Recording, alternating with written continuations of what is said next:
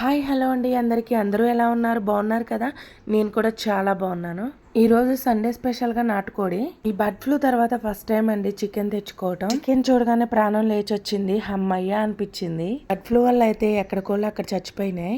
అయినా అదే ముందులేండి, మనం చంపి తినే వాటితో పోలిస్తే ఇవే తక్కువ అనుకోవచ్చు. ఒక్కొక్కసారి అనిపిస్తూ ఉంటుంది నేను వెజిటేరియన్గా మారిపోవాలి అని.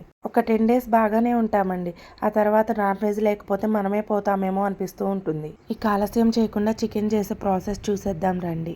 ఫస్ట్ చికెన్ని వాటర్తో నీట్గా కడిగేసి పసుపు, ఉప్పు, కారం, అల్లం వెల్లుల్లి పేస్ట్ కలుపుకొని పక్కన పెట్టుకోవాలి ఒక 1/2 hour.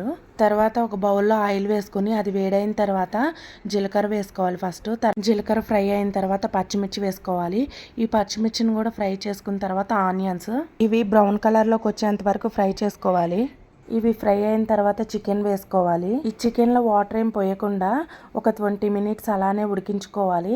ఆ చికెన్లోని వాటర్తో ఒక 50% కుక్ అవుతుంది.